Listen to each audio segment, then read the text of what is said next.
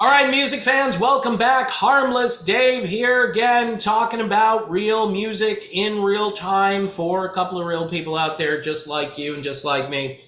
All right, here is Johnny Gioeli. There's a reason I'm showing you this album. It's called One Voice. It's a guy who can really sing. He's still in Hardline after all these years. He's got a lot of other side projects and things that he does. This was a solo album from few years back, and it's really good.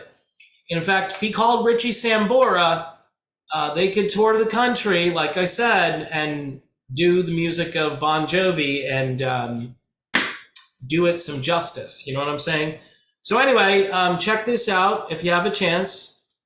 Johnny was and still is in Hardline after all these years.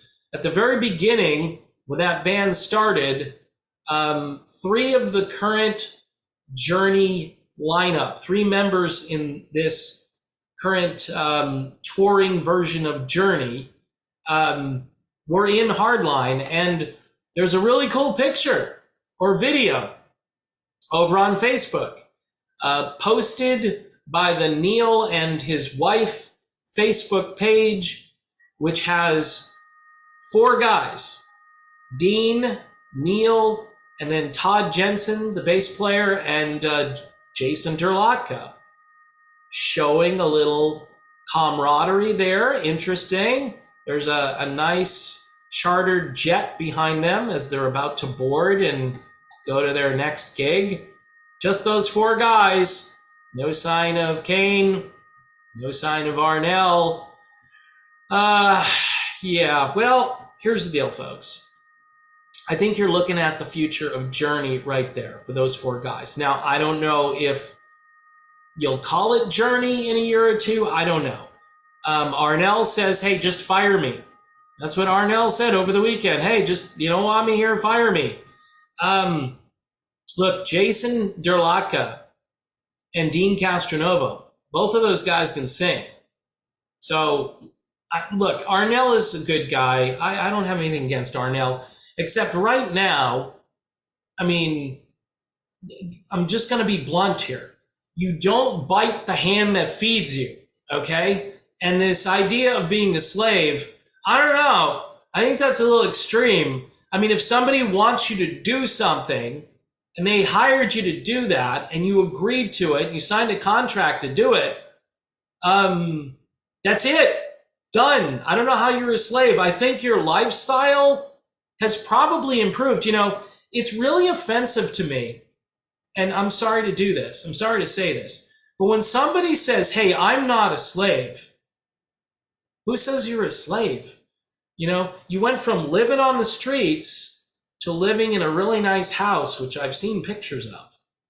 So, gratitude, respect, even, look, I'm not saying that Neil is a great boss.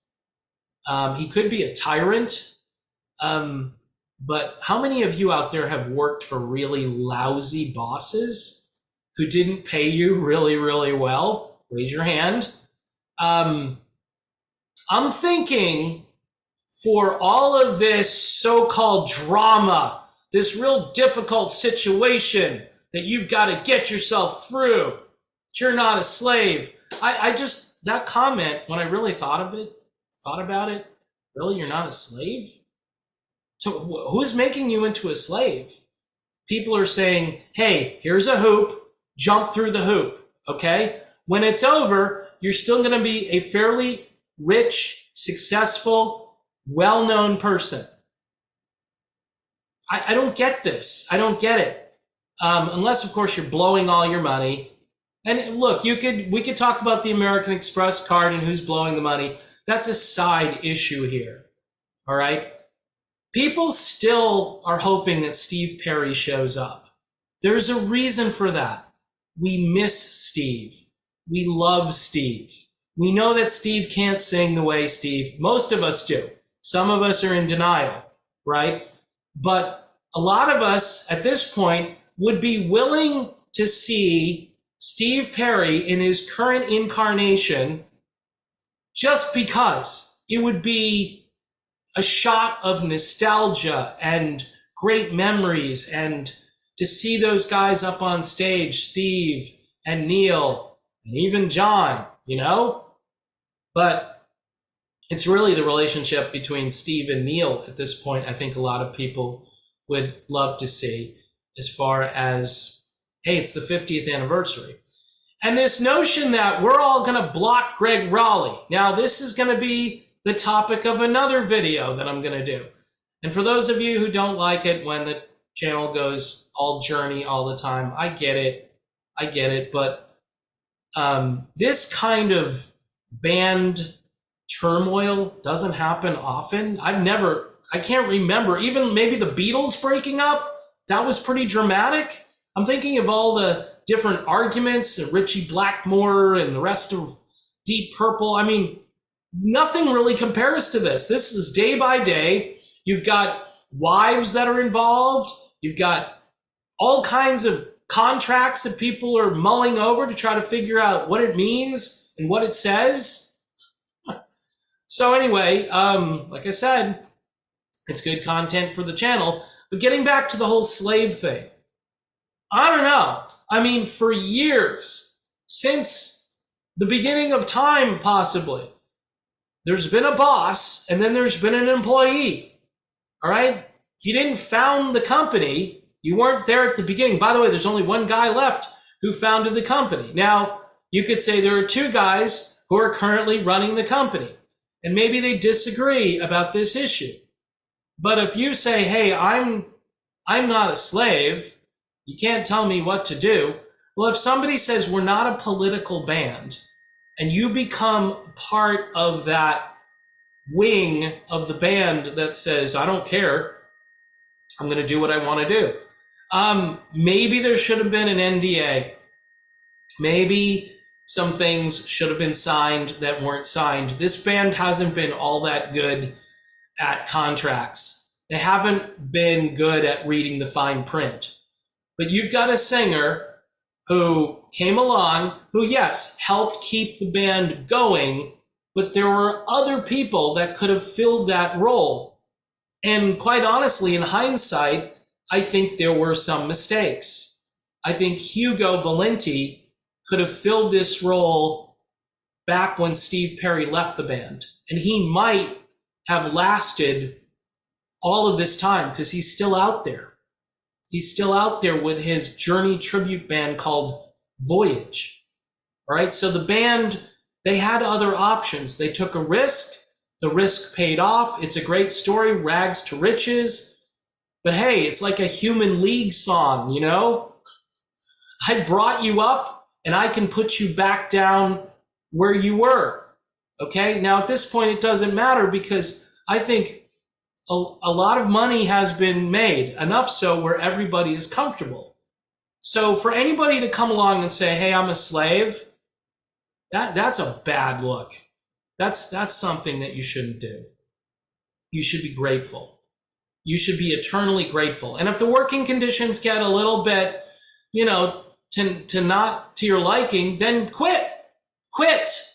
I mean, nobody here seems to want, and this goes for everybody involved in this situation, nobody seems to want to give up the money.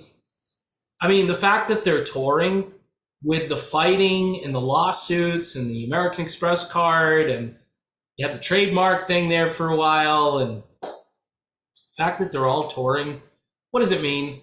It means they can't give up the money. That's what it means. Everybody is addicted to the money. We'll tour no matter what. Now, there are little glimmers of people who like music still in the band. Neil Sean, who I think likes money and he likes music because he's out there playing his guitar every day on Twitter, or Facebook, or wherever, posting videos. Dean Castronova. I know for a fact Dean loves being in this band. Todd Jensen seems to be a great addition to the band.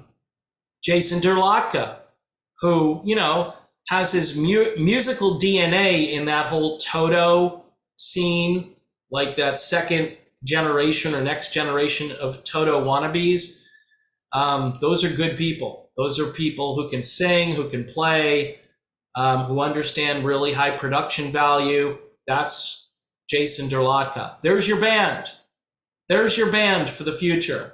You need a rhythm guitar player? Yeah, maybe. I don't know. Maybe not. I mean, go watch Journey Through Time. I don't think they had a rhythm guitarist playing in Journey Through Time. And of course, you got Greg Raleigh out there. If he wants to hang out and play a gig here or there. I think the 50th anniversary has been a debacle too from that standpoint. I mean, everybody should be, hey, it's the 50th. Come on back. There shouldn't be any resistance to that, and you're going to find out that apparently there's been an organized resistance to it. Really bad news. This should have been a celebration of all things Journey.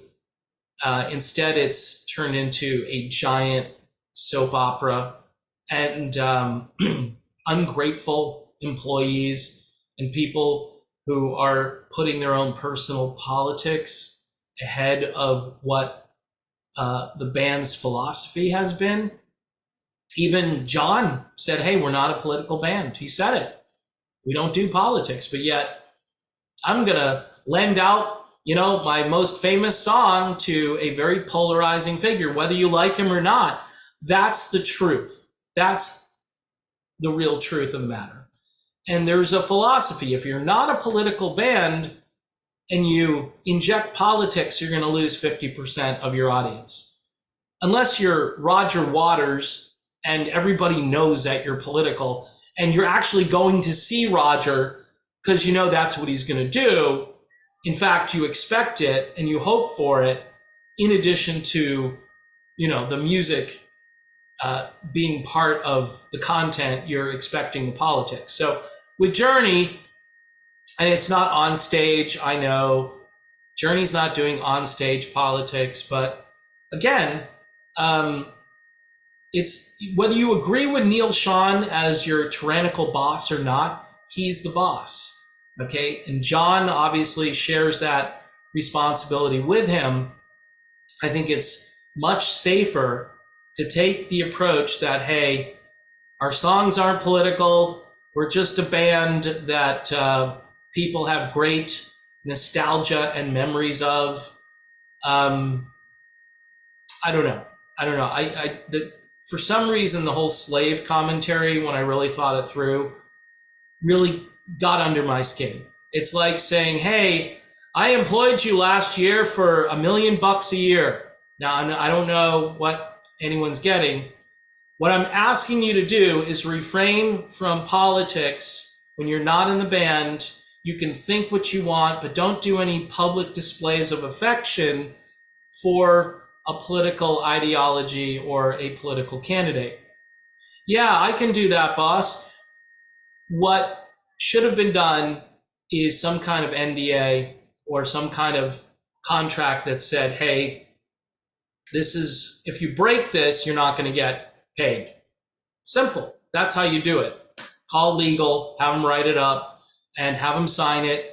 Have an attorney there, both sides, so they can say, yep, we agree to this, and then move on.